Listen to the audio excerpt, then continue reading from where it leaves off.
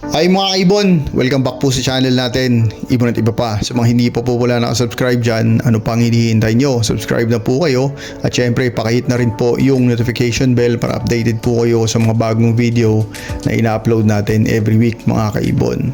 At wag na wag po palang kalimutan yung FB page po natin, like and share and follow din doon mga kaibon, kasi po doon pa tayo nagbibigay ng mga updates tulad ng binibigay po tayong inakay, fertile na itlog at ibon. Doon po tayo namimigay agad-agad sa FB page natin mga kaibon. Okay? At sa mga Shopee supporter po pala natin mga kaibon, maraming salamat po sa suporta nyo, sa pagpatuloy nyo, sa tiwala nyo.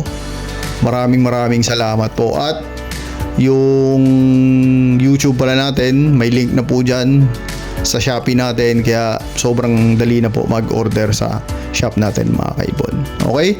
Ngayong week pala mga kaibon, napakaganda ng topic natin ngayong week mga kaibon. Ilalatag ko lang po sa inyo ang top 5 po na paborito kong ibon o paborito nating ibon sa ibon na natin mga kaibon. Napakaganda nito mga kaibon at hintayin nyo po kung ano yung top 1 natin, kasi yung top 1 natin napakagandang ibon po noon mga kaibon. Okay? Syempre bago natin pag-usapan ang napagandang topic natin this week mga kaibon o ngayong week mga kaibon, mag-shoutout muna tayo sa mga kaibon nating solid na sumusuporta sa channel natin. Okay, syempre mag-shoutout na po tayo mga kaibon sa mga solid na supporter natin.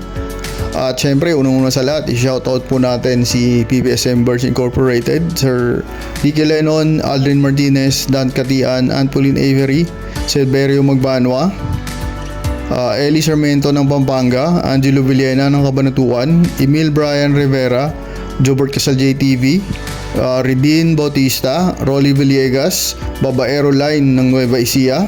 Shoutout din po kay African Lovebird Opaline Breeder, DL Mini Avery ng Makati, kay Kaibon Elmer Sinadosa ng Binangonan Rizal, kay Rolin Fernandez, Family Spiragera ng Pambong Bulacan.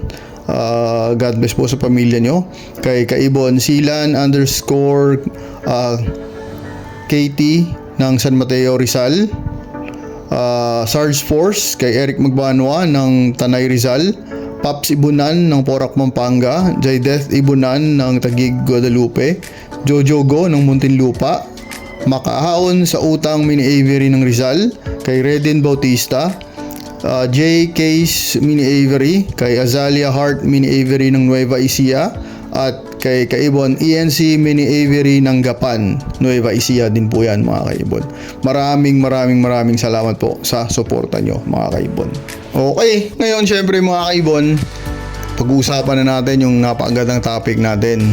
At yung topic natin is yung 5 ibon na paborito natin dito sa ibonan natin mga kaibon. Okay, abangan nyo yung number 1 mga kaibon, kasi napakaganda ng number 1. Okay? Sige na po, i-discuss na po natin yung top 5 na ibon na paborito natin. Number 5 mga kaibon. Ang number 5 na ibon na paborito natin dito is yung back-to-back na wild type na perso mga kaibon. Naging paborito siya natin. Bakit? Kasi mga kaibon, ito yung pamoster natin na napaka-solid mag-alaga, napakagaling mag-alaga. At napansin ko lang mga kaibon, sa perso, sa mga wild type na perso, or actually sa mga perso, kasi nagkaalaga rin ako ng perso. Yung pinakaunang alaga ko nung unang panahon, perso eh. Isang piraso, napakatalino ng perso. Hindi ko po alam kung napapansin nyo rin yun, pero napapansin ko yung mga personata is matatalinong ibon. Magagaling na ibon, magaling sila. Sobrang talino ng mga ibon na yun. At napatunayan ko po mga kaibon, kasi napakagaling nila ang bumuhay ng inakay ngayon mga kaibon. Sobrang galing nila. Isa sila sa pinakapaborito ko dito, talagang pamoster mga kaibon. Isa pang pamoster ko dito yung back-to-back Green Opa. Napakagaling din nun. Mga sila sobrang paborito ko yun mga kaibon. Yun po ang top 5 natin, yung back-to-back na wild type na perso mga kaibon. Okay, yung top 4 natin mga kaibon sa listahan natin dito mga kaibon is ang Aqua Opa Ino homozygote natin dito mga kaibon.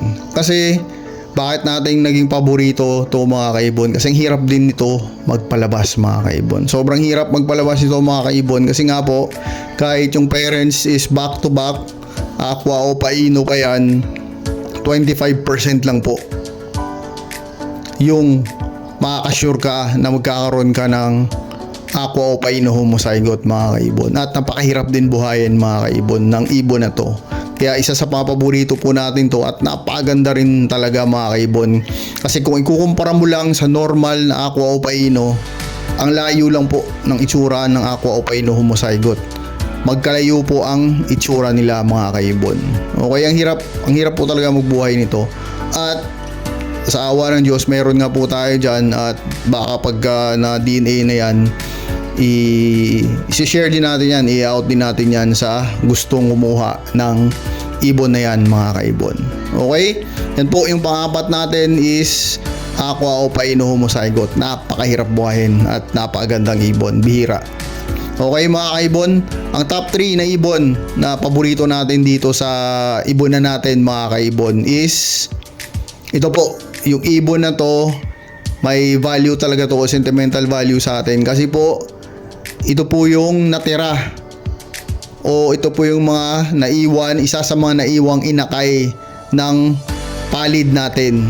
Ito po siya mga kaibon, ang pangatlong ibon na paborito din natin dito is green opa palid, split yellow face, possible split ino mga kaibon. Napakagandang ibon, onting inip na lang mga kaibon, onting paghihintay na lang at ma-win na natin to o kakain na rin to ng seeds mga kaibon kasi hinahan feed din natin siya ngayon mga kaibon para sure po na syempre mabuhay ang inakay na to at may mga kasama din po to mga kaibon. Okay mga kaibon, napakagandang ibon ito sa personal at inaalagaan talaga natin kasi yun nga, ito lang po yung natira ng namatay nating o papalid na breeder natin sana mga kaibon. Napakaganda na sana kasi tuloy-tuloy na kasi nga po magtatag-ulan na kaya pero wala tayong magagawa. Sabi ko part ng breeding talaga hindi natin masisiguro kasi hawak po natin is may buhay po sila. Kaya pag summer talaga mga kaibon, pagka sobrang init o hindi talaga maganda yung aviary nyo for summer breeding, huwag nyo na ituloy mga kaibon kasi baka ano pa mangyari sa ibon nyo. Ipahinga na, tanggalan ng nest box o ilagay sa flight cage. Pahinga na ang ibon talaga mga kaibon pag summer. Okay mga kaibon? Okay, dako na po tayo sa pangalawa o sa number 2 natin na paborito na ibon dito sa ibonan natin. Ang number 2 na paborito natin sa ibonan natin mga kaibon, may history po to.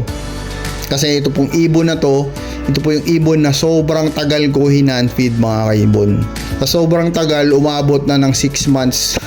Naka-hand-feed pa rin siya sa atin mga kaibon. Grabe ang tagal. Pumunta na kami ng ibang bansa at nagbakasyon tayo mga kaibon. Saglit lang naman. Tapos hand-feed pa rin siya natin mga kaibon. Kaya ang ginawa natin, pinaalaga muna na natin siya sa kaibigan natin. At yun, after natin pinalaga sa kaibigan natin, pagbalik sa atin, dun pa siya natutong kumain na mga kaibon. Nakakatawang ibon na to. Kasi grabe, parang ito yung pinakamatagal na ibon na hinanfeed ko. Ayaw talaga kumain, na baby masyado.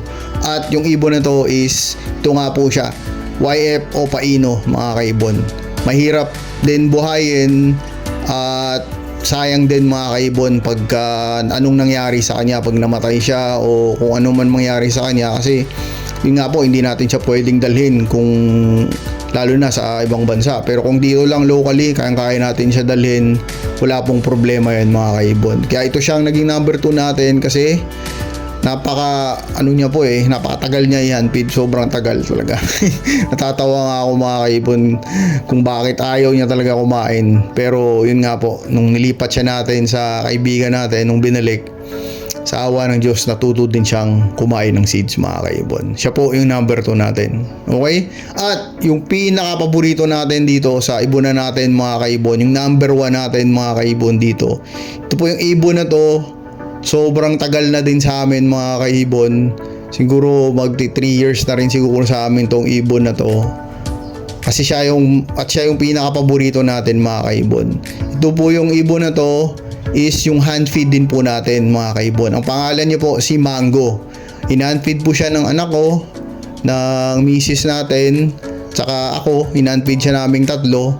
Kaya parang part na siya ng pamilya natin mga kaibon, ang family namin mga kaibon.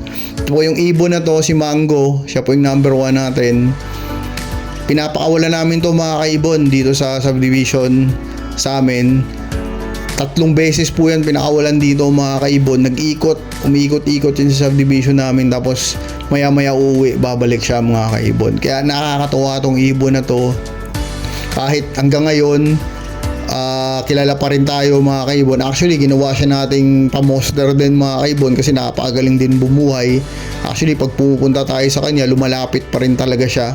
Tapos, time to time, kinukuha siya natin sa cage, pinapalipad-lipad siya natin sa loob ng bahay natin. Kaya po siya yung naging number 1 natin mga kaibon.